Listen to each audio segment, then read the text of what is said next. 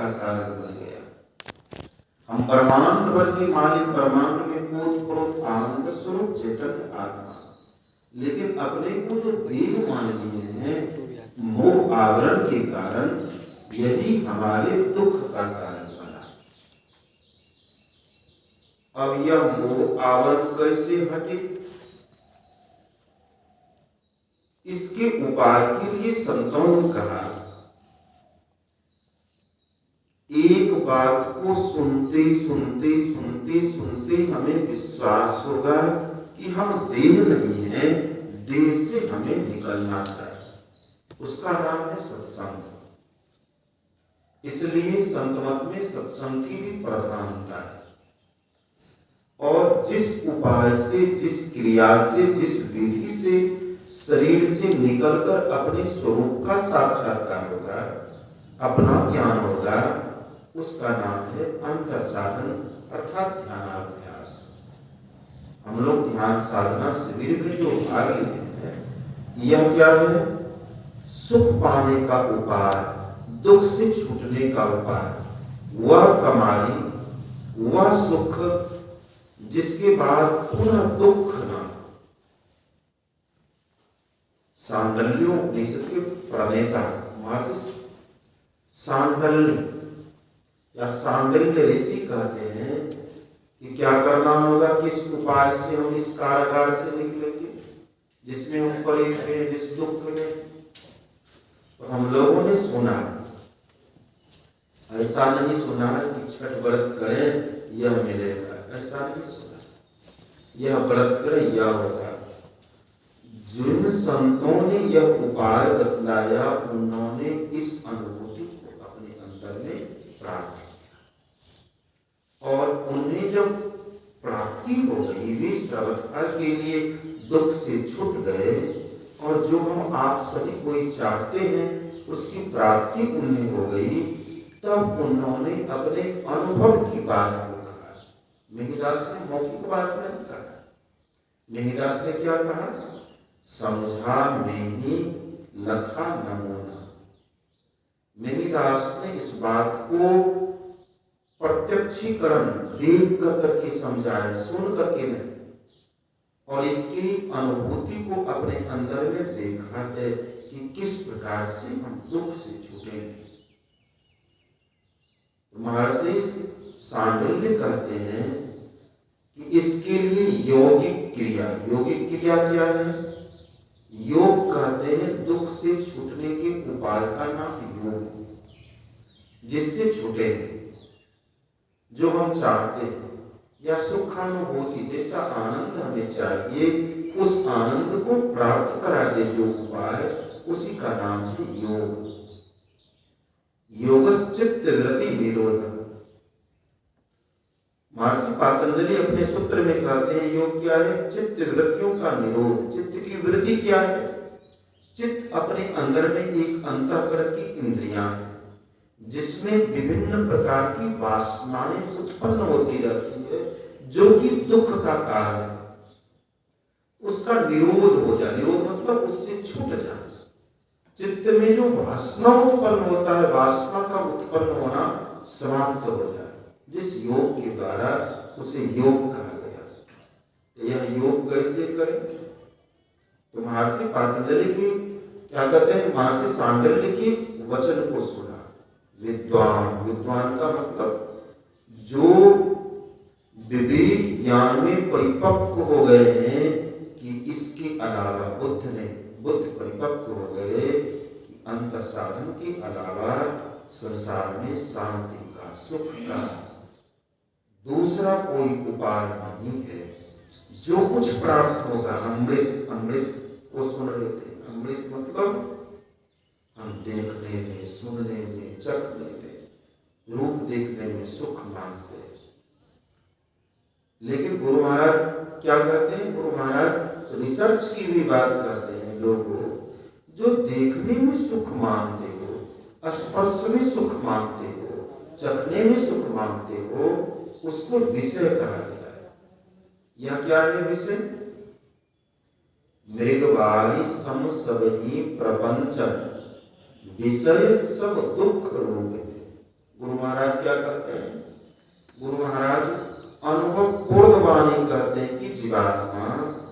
मृगा का पानी। मृगा का पानी क्या है?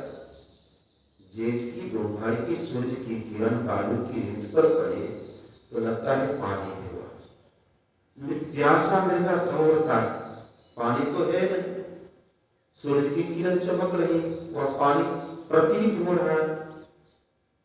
दौड़ते हुए प्यासे मृगा को वहां पानी नहीं मिलता, लगता अगले 1 किलोमीटर का पानी। दौड़ते दौड़ते प्यासा मृगा का प्राण अवरुद्ध हो जाता, कंठ सूख जाता, पैर में फफोले हो जाते, मृगा की मृत्यु हो जाती और मृगा का प्यास बुझ नहीं पाता। उसी प्रकार से हम जीवात्मा शरीर में आकर जीवन पर्यंत आनंद रूपी प्यास को बुझाने के लिए, जो प्यास है सुख पाने का, उसे बुझाने के लिए तरह तरह का काम दौड़ते रहते हैं, बुढ़ापा तक। हम प्यासा मृगा इस संसार की मृग मरीचिका में दौड़ते दौड़ते वृद्ध हो जाते, झुर्रियां पड़ जाती, मौत हो जाता, तृप्ति नहीं होती। तो जो खोज रहे हैं वह अपने अंदर का चीज है और वही हम हैं, वही अमृत हम आप हैं। तो हमें अपना अमृत, अपने स्वरूप की प्राप्ति कैसे होगी? तो महर्षि सांडिल्य उपाय बतलाते हैं कि विद्वान को एक सिद्ध आसन में बैठना चाहिए। सबसे पहले बैठने का तरीका, धर कर मस्तक सीध साध आसन आसीना। गुरु महाराज ने कहा यह कमर है, पीठ की रीढ़ की हड्डी है, गला है और मस्तक है, एक सीधी रेखा है। जिस प्रकार से यह पिलर है, पिलर हिलेगा नहीं, उसी तरह से हम हिलेंगे। कितना देर तक?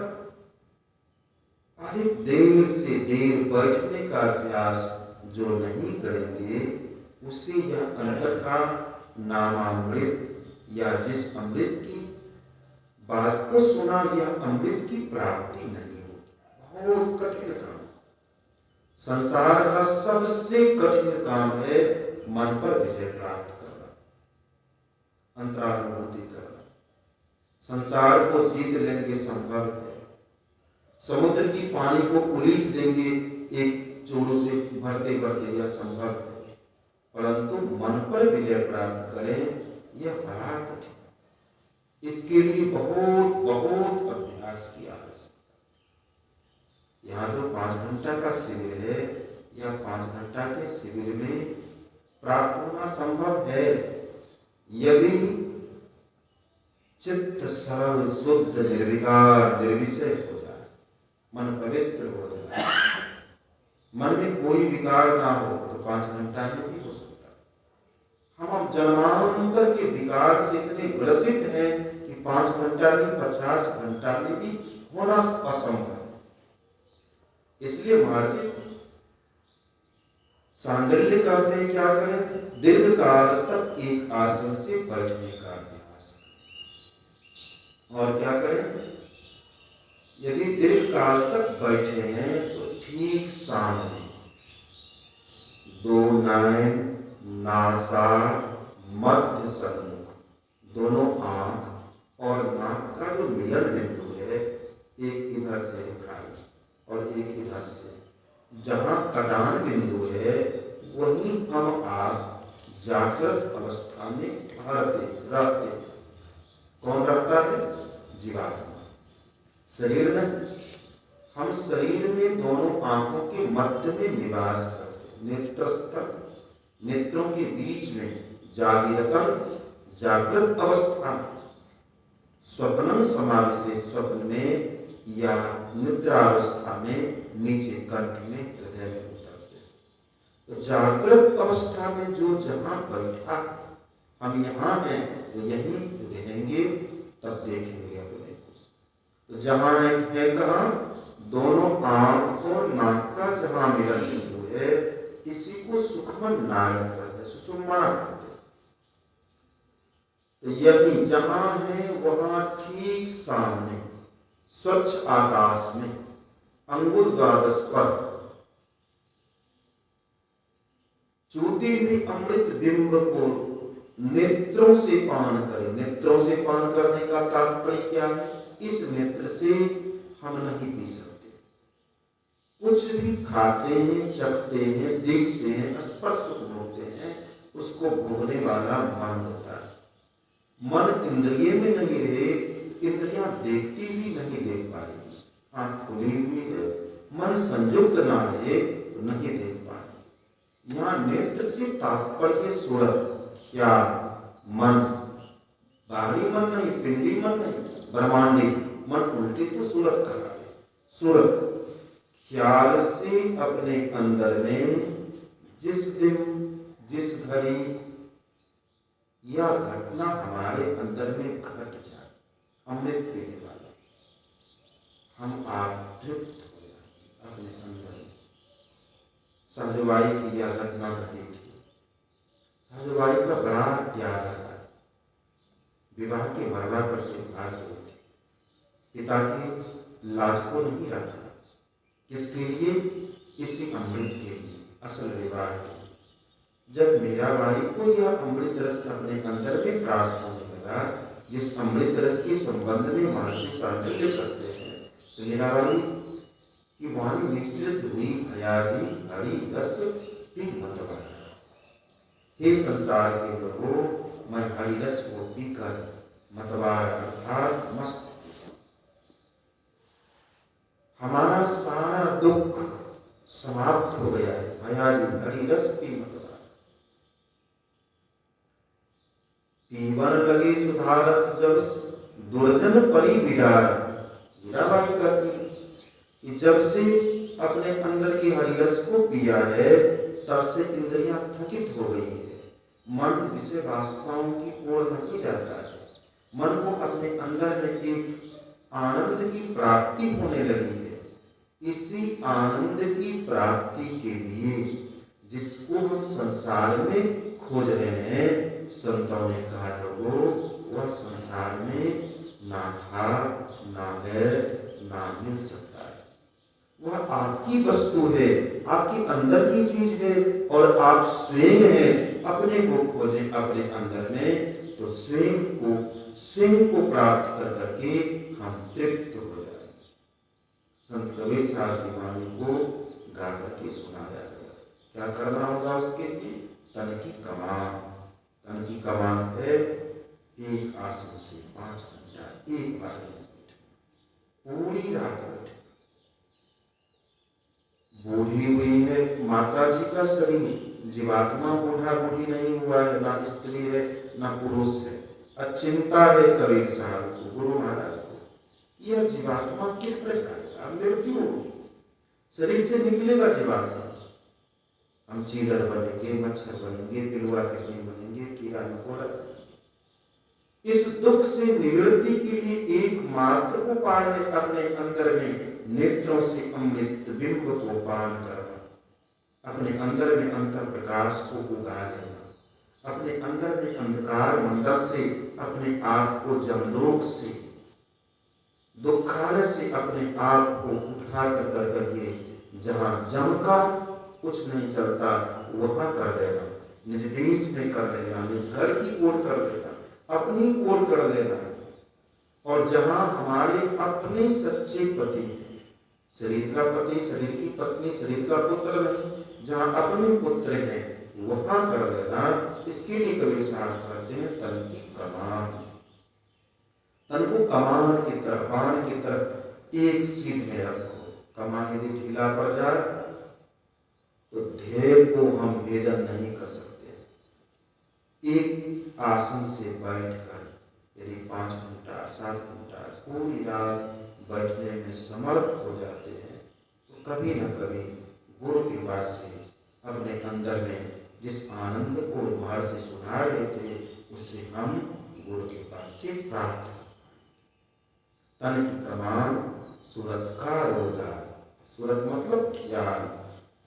तन रूपी कमान पर सूरत रूपी रस्सी को चढ़ा कर करके मन को स्वच्छ कर करके, स्वच्छ आकाश का तात्पर्य है कि ठीक सामने, सामने का मतलब अंदर का मतलब इस खोपड़ी में नहीं, ठीक सामने स्वच्छ आकाश का तात्पर्य है कि ख्याल नहीं रहे कि बोकारो में है कि मंदिर में है कि घर में है कि पूरब में है कि कोई चिंतन है।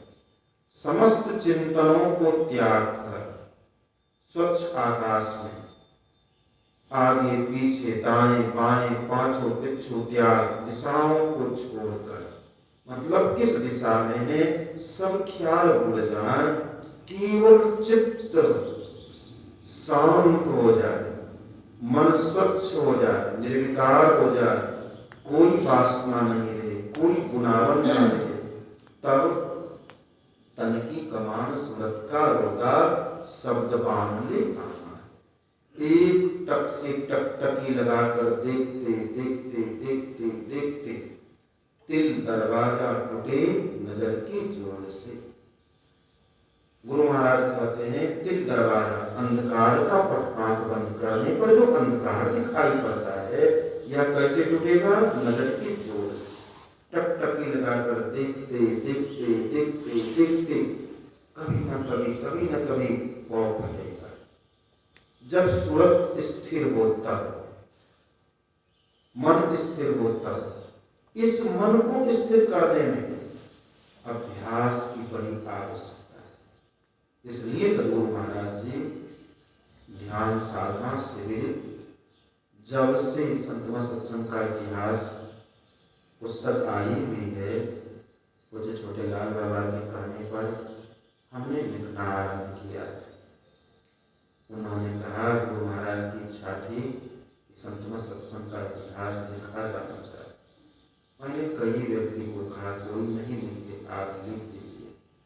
उनकी आज्ञा का पालन किया तो गुरु महाराज की पूर्व का इतिहास जब से सृष्टि हुई, जो साक्ष्य है वेद में उपनिषद में, उस इतिहास से लेकर गुरु महाराज जब से अवतरित हुए संपूर्ण इतिहास को लिखा गया।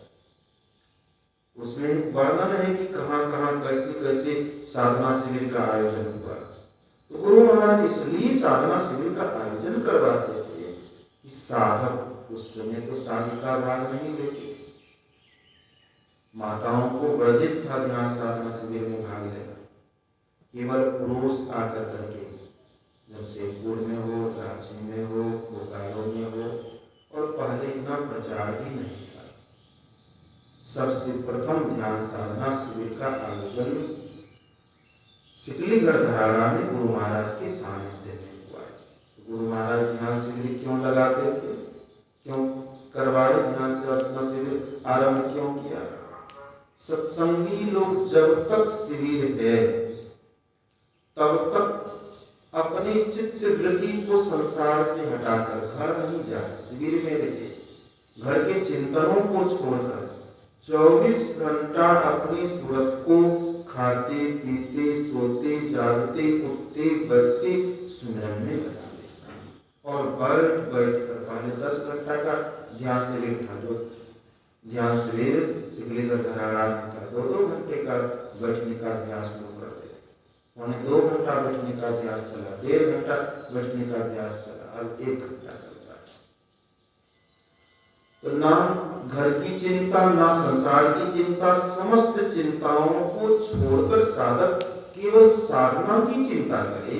एक ही चिंतन रहे कि किस प्रकार से चैतन्य वृत्ति सूरत स्वच्छ आकाश में स्थिर, और साधक साधिका को, संत मत के साधक साधिका को साधना की अंतरानुभूति अपने अंदर में हो।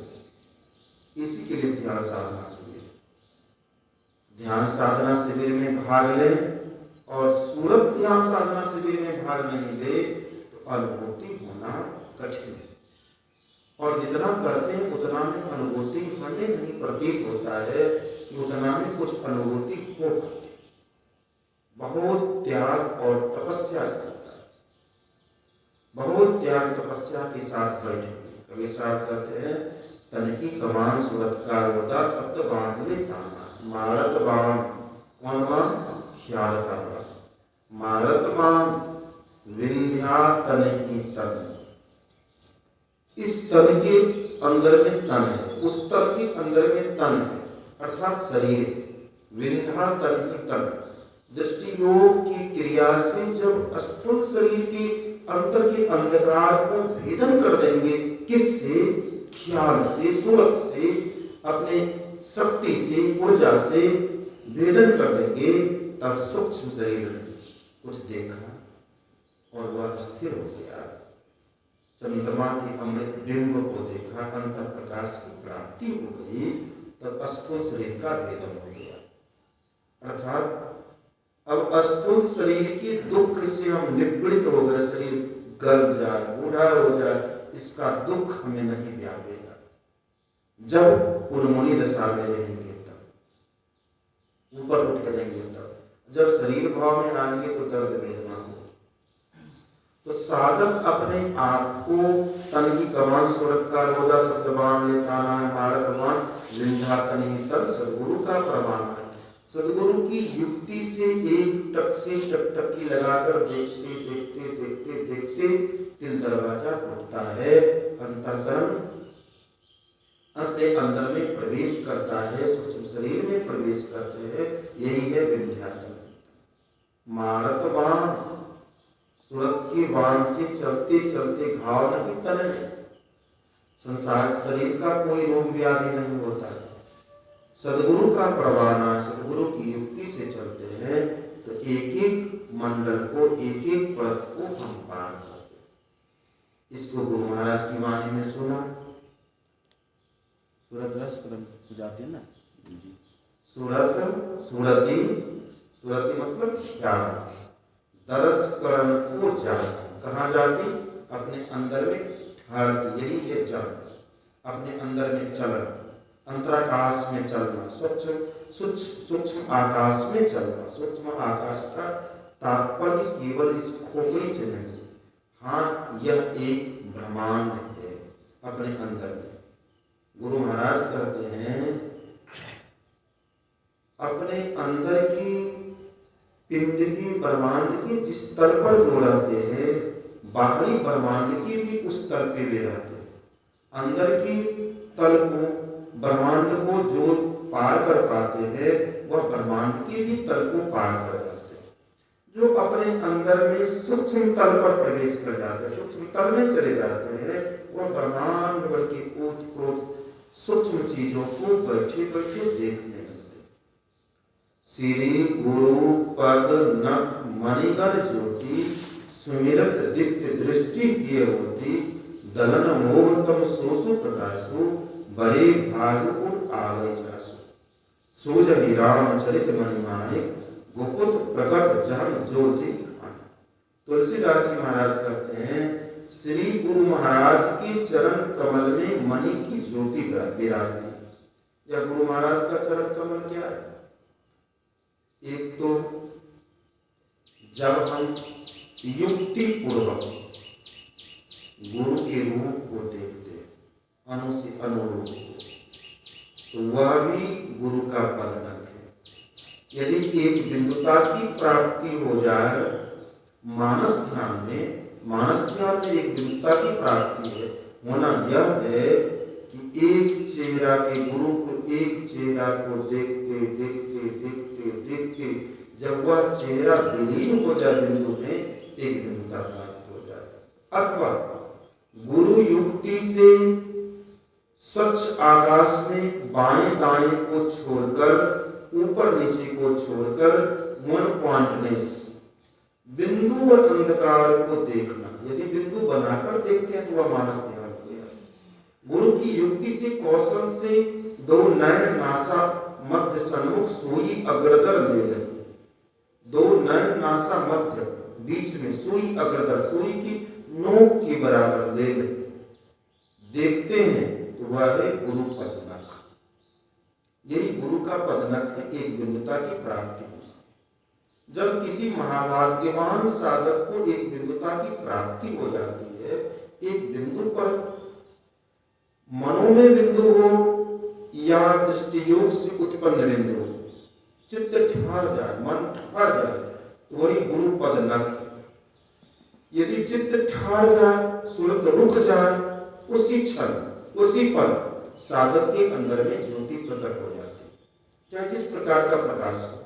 झिलमिल प्रकाश हो या अर्धचंद्र का प्रकाश हो या तारे का प्रकाश हो या बाहरी तारे, बाहरी चंद्र, बाहरी सूर्य से कोई तात्पर्य नहीं। साधक साधिका विलक्षण आनंद की प्राप्ति करते हैं अपने अंदर के अंतः प्रकाश को देखकर। तुलसीदास जी महाराज कहते हैं उस पदनख पर मणि की ज्योति, मणि का तात्पर्य बाहरी सर्प वाला मणि नहीं, अंतर चक्षु, दिव्य दृष्टि, सुमिरत दिव्य दृष्टि ही होती। सुमिरन करने से दिव्य दृष्टि हो जाती है। श्री गुरु पदनख मणिगण ज्योति, सुमिरत दिव्य दृष्टि ये होती। सुमिरन करने से एक टक से टकटकी लगाकर सूरत को जमा कर देखते देखते देखते देखते क्या होगा, दिव्य दृष्टि खुल जाती। तब रामचरित, राम मतलब ब्रह्म, परमात्मा, ब्रह्म का चरित्र प्रकृति दिखाई पड़ने लगता है, सोचने लगता है मैं कौन हूँ, शरीर क्या है, संसार क्या है, संसार धोखाधड़ी की तरफ, मृग विरेचिका की तरफ, स्वप्न की रात्रि की तरफ, जादूगर के खेल की तरफ प्रतीत होने लगता है। सोचे रामचरित महिमाने गुप्त प्रकट जो जिन जहां कहीं जिस किसी खाने का गुप्त से गुप्त चीजों को साधक अपने अंदर में वहां बैठे बैठे। इसके लिए क्या करना होगा, सूरत दरस करण को जाती तकती तीसरी तिलकी। तीसरी तिलकी क्या है, आंख बंद करने पर गुरु दुक्ति से जो एक अंधकार बिंदु को देखते, वही तीसरी तिलकी। अंधकार मंडल में भी भजत विविध विधि अनहद सोरा। जब रात में ध्यान करेंगे संसार शांत है, चित्त स्थिर है, खासकर करके उपागार करने वाला, वहाँ शब्द खुल जाता है। अंधकार मंडल में विभिन्न प्रकार के चित्त शांत हो तो महीन से महीन शब्द सुनाई पड़ने लगे। गुरु महाराज कहते हैं विभिन्न प्रकार का शब्द अंदर में होता है, परंतु दृष्टि स्थिर हो जाने पर जब शब्द सुनाई पड़ता है उस शब्द में वह प्रकाश मंडल का शब्द। अंधकार मंडल के शब्द को सुनते सुनते भी प्रकाश मंडल में जाना जा सकता है, परंतु जब साधक अंतर के शब्द को सुनने लगे तब शब्द साधना गुरु बतलाते हैं कि किधर के शब्द को और किस तरह से महीन शब्द को सुना जाए। अभी हम आप खाते पीते उठते बैठते जिनको कि कुछ देखने का ललक लालसा है, प्यास है, उनको चाहिए कि हरदम सर्वक्षण गुरु में हमेशा स्मरण करे, हमेशा जप करे, हे राम हे राम हे राम। सब क्रिया करते हुए जप में मन लगाएं, बैठ बैठ कर गुरु रूप को गाने का प्रयास करें और गुरु रूप से सूरत हटाकर स्वच्छ आकाश में जैसा कि पाठ में सुने 1 घंटा में 2 घंटे का से 2 घंटा में 3 घंटे का से। कहीं कहीं साधना शिविर में गुरु महाराज के साधना शिविर में भी अब पूज्य बाबा साहब स्वामी जी जो साधना शिविर लगाते थे मनमारपुर में, वहाँ साधक बैठे तो बैठे, सब उठ के चले गए जलपान के, और जिनको रस मिलने लगा बैठे, भोजन के लिए भी नहीं उठे। संध्या हो गई तो कुछ आके उठाते थे, अब तो उठिए, रस मिलने लगेगा तो उठने का मन नहीं करेगा, अभ्यास करेंगे तो अनुभूति होगी। यही अभी के समय कहा गया पूरा अपराधकालीन में सत्संग से ज्यादा बैठकर अभ्यास करने की आवश्यकता। जितना अभ्यास करेंगे उतनी अनुभूति, अंधकार में भी अनुभूति होती है, अंधकार में भी सूरत टिक जाए, उठने का मन नहीं।